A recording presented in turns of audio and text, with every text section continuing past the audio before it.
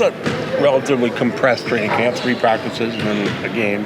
What do you need to get accomplished, and what are the key things you need to work on in the preseason? Well, it starts with really establishing our identity on defensive end and offensive end. We did a lot of work during the summer.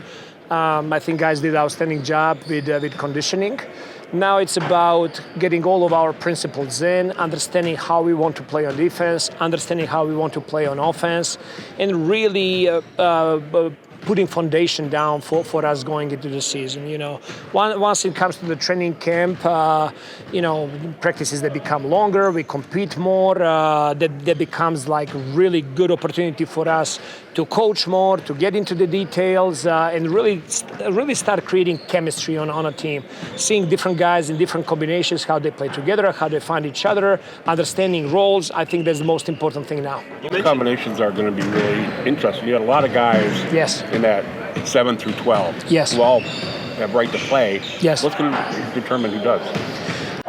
It's going to be very simple. Like, it's going to be who is performing the best, who is giving the most to the team, and everybody got to be ready at any point of time. It's a long season.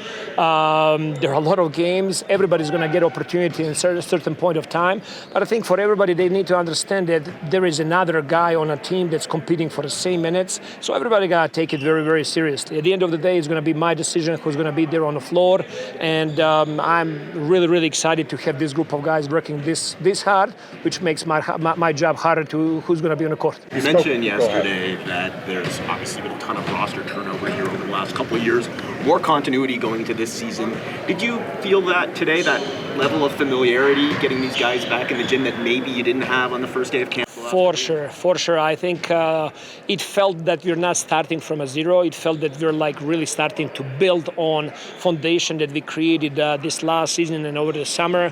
So majority of the guys, they know how we want to play. They know our basic principles, and they can really help during the practice, keeping other players, younger players, new players accountable and helping them and coaching them, which was amazing today. That this was really, really good first day.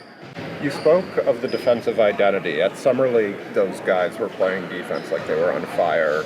Of course, you have more fouls to work with in Summer League, and they're Summer League games. Is the thinking there that you want to dial them up to 11 and you can always turn them down, or is that like the ferocity that you think is sustainable over the course of the season? I really believe in that our defensive identity has to come from a mindset of that we want to dominate on defensive end, that we really want to make our opponents very uncomfortable, and for that you need a lot of work, and for that you need big time commitment, and that's what we have from our group.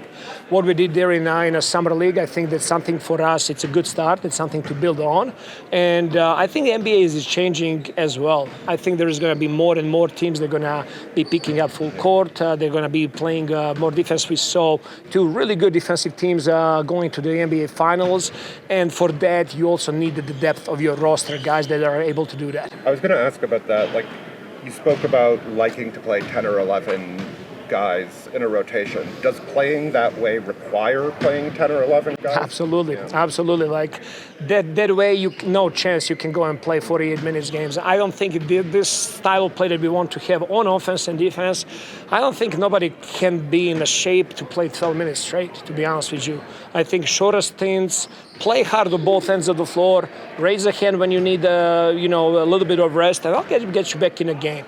And I think playing that way, it's keeping everybody honest and accountable, and it helps. Like, if you don't have it, somebody else from the bench is going to have that same energy and ferocity that we need on the floor. As a coach, how do you balance, I'm sure you thought about the roster, you come into the year with an idea of like starting or how the rotation breaks up, but how do you balance that and what you think versus, giving guys the space to maybe break into the rotation, or guys further down, to knock someone off the ball? That's a really good point. I think spending time around the guys in the summer creates certain opinions, and then once you go into training camp, I told coaches, we talked about it, let's give opportunity to all the guys to prove us right or to prove us wrong.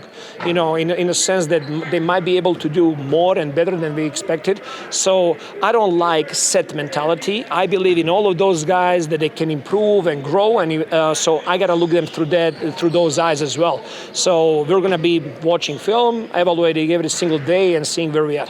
Darko, looking at the court, the way you split it here, you look like you guys have like 5 or 6 shooting guards. How do you evaluate your options there, and who's going to ultimately what does someone need to do to secure the minutes there in that position?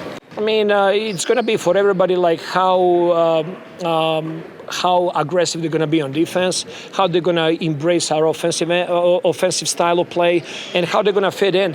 So all of those guys, they're fighting for limited spots on the roster, and that's what you want. That's what you want. As I said, there is a reason why there are 15 roster spots plus 3 two-ways.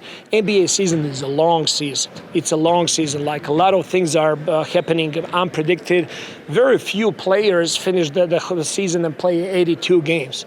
I think you get really lucky if your starting 5 can put together 65 over 70 games together over the course of the season. That's just the reality where we at.